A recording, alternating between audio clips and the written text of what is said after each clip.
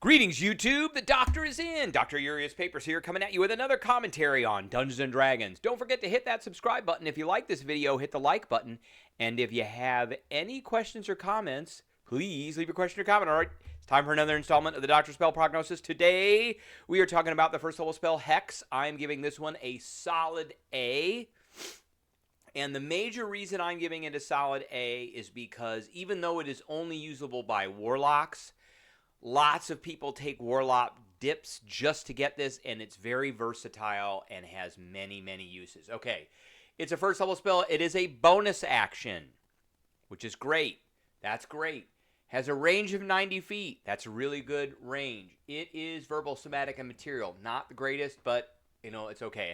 It has a duration of 1 hour. Now, the only issue I might have with this spell is it is a concentration spell. But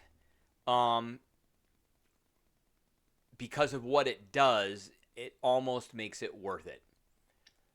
It is a school of enchantment, and there are many feats that you can take to get this spell, by the way. And there's no save. It does necrotic damage. So you place a curse on a creature you see within range. Until it ends, you deal an extra d6 necrotic damage whenever you hit it with an attack.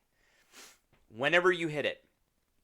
So, if you got a fighter who is 5th level or higher, who has 2 attacks and an action surge, and you hit this thing 4 times, you get a d6 on every single one of those hits, which is an extra 4d6. So, you also choose one ability when you cast the spell. The target has disadvantage on ability checks made with the chosen ability.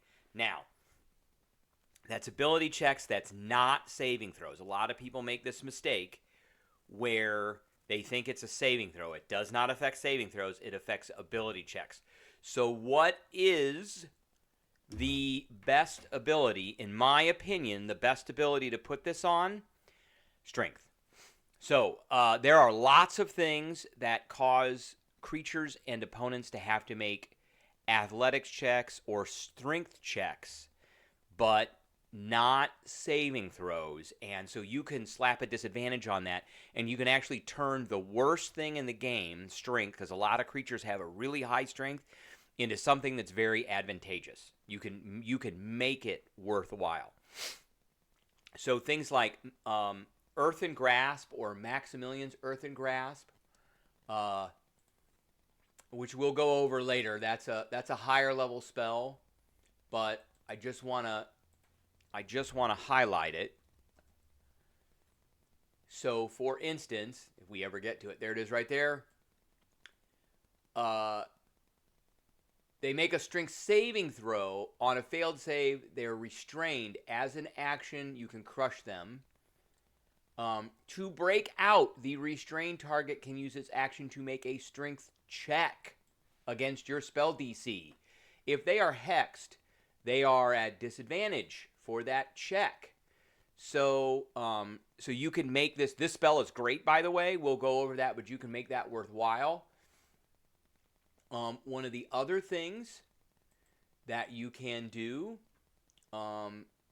actions in combat. We have attack rolls, range, melee attacks, opportunity attacks, grappling, and shoving, which is an athletics check. If they choose to they either can take an athletic check, and if you hex their strength, then they are at disadvantage for that. Or usually if things have a really high strength, they have a really low dexterity. So it would force them to go that way, and you can be knocking them down or grabbing them. Or other creatures could be knocking them down, or your party members could be knocking them down or grabbing them. One other thing that and this is a little bit controversial, but hear me out. When you make attacks with your Eldritch Cannon as an Artificer Artillerist, make a ranged spell attack, which originates from the cannon. So the cannon, you are making the ranged spell attack, and it is originating from the cannon. So that's 2d8 force damage plus a d6, and that's a bonus action. So there's lots of things you can do. When you cast, for instance,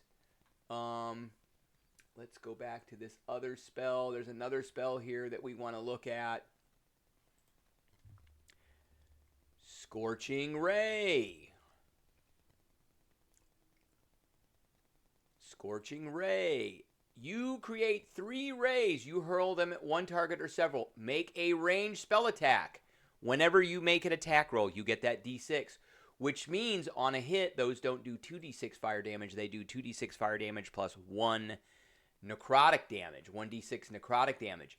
And at higher levels, you can create 1 additional ray for each slot above 2nd level. So every time, until the spell ends, you deal an extra d6 necrotic damage to the target whenever you hit with an attack. Whenever you hit.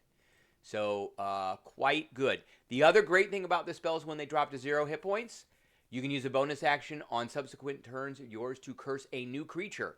This thing lasts for an hour as long as you're concentrating on it. Doesn't matter how far you are away from the creature that died. You can transfer it to any creature within 90 feet of you.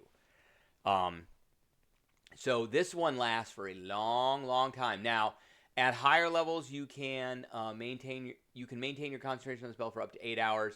And at 5th level or higher, it's 24 hours, which doesn't really need to be done. So, all right, that's what I got for everybody today. I hope everybody enjoyed, and I will catch everybody later.